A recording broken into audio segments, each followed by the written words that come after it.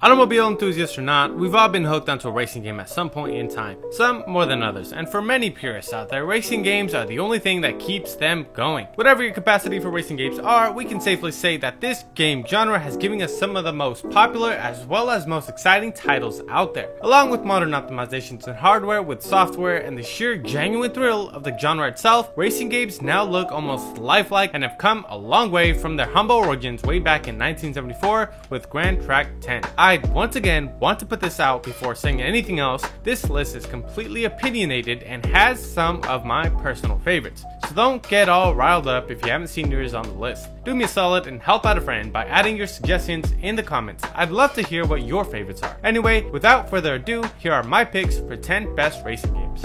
Number 10, Midnight Club 3 Dub Edition 2006. I was just but in my teen years when I first got introduced to Midnight Club. I think it was the second one that I played first. Nevertheless, the series did quite well considering the studio that made these games were known for other great franchises. California's Angel Studios, which became Rockstar San Diego in 2002, deserves oh so much credit for being one of the introducers of open world racing. You've got to hand it to these guys. They've created Midtown Madness, Smuggler's Run, and of course the Midnight Club series. Midnight Club 3 Dub Edition was the first time the series would feature licensed cars, and I gotta tell you, its killer soundtrack is as diverse as the cars in this game. More than that though, it improved on the gameplay in several ways, adding adrenaline-based speed that did an incredible job of keeping us on our toes. Special abilities set it apart even further, letting you barge cars out of the way or thread through tricky traffic in slow motion, while exclusive customization options, unlike any other, were also present. No wonder Midnight Club 3 is regarded as one of the best racing titles of the PS2 and original Xbox era.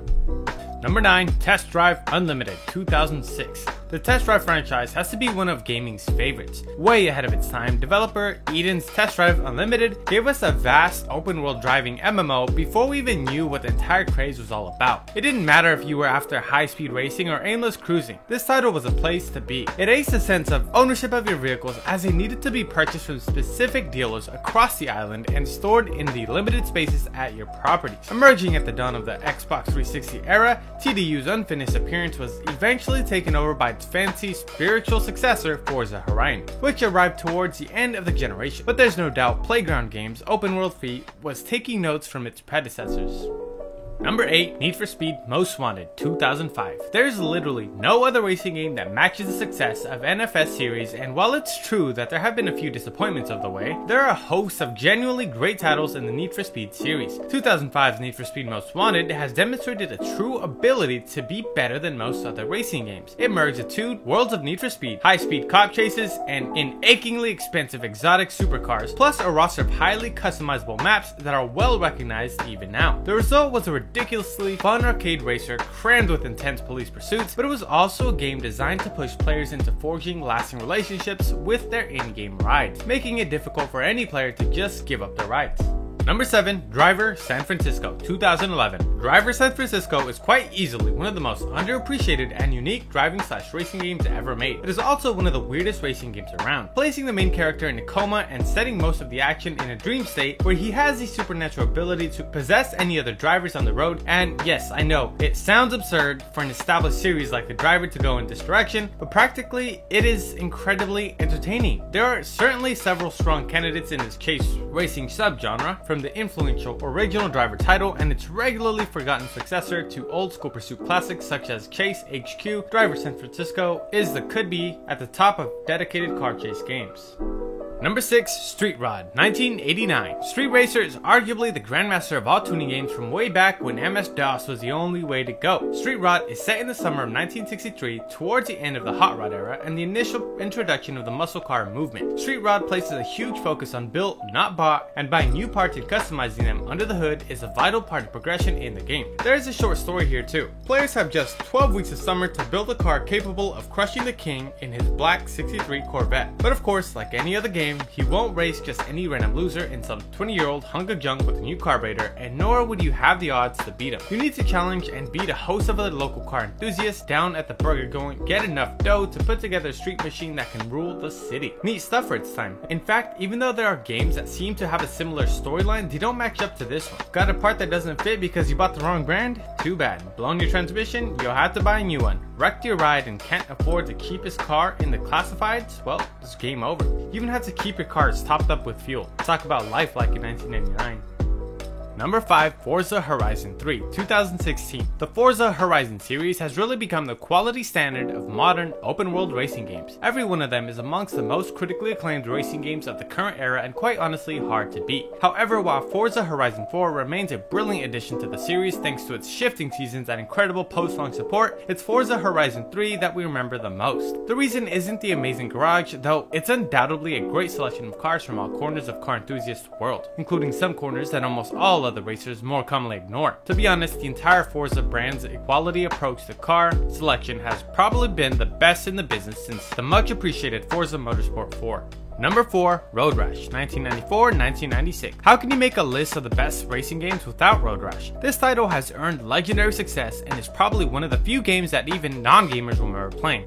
The nostalgia. I remember sneaking into my school's computer room to have a swing at this game every now and then. Other than being a racer that's remembered through the ages, a lot of fans will also remember the incredible soundtrack that this game had. After being knocked back from the A&M Records, EA went after Seattle grunge gods Soundgarden directly, discovering the band were fans of the original Road Rash games and played them on their tour bus. Soundgarden was keen to embrace video games as a new way to pump some rock and roll into the public's earholes, and I have to tell you, Super Unknown is still one of my favorite albums of all time. After a little more legal to and fro, Soundgarden wanted to share the soundtrack slots with a bunch of other compatriots from A&M. So EA ended up with a pack of tracks from Soundgarden, Paw, Swerve Driver, Monster Magnet, Therapy, and Hammerbox. The result was the greatest soundtrack to have ever graced a video game. Beneath the music, however, Road Rash remains a classic of quick and chaotic combat racing. Notoriously antisocial at the time for its standards of violence, but Road Rash is one of the most memorable motorcycle and racing games of all time.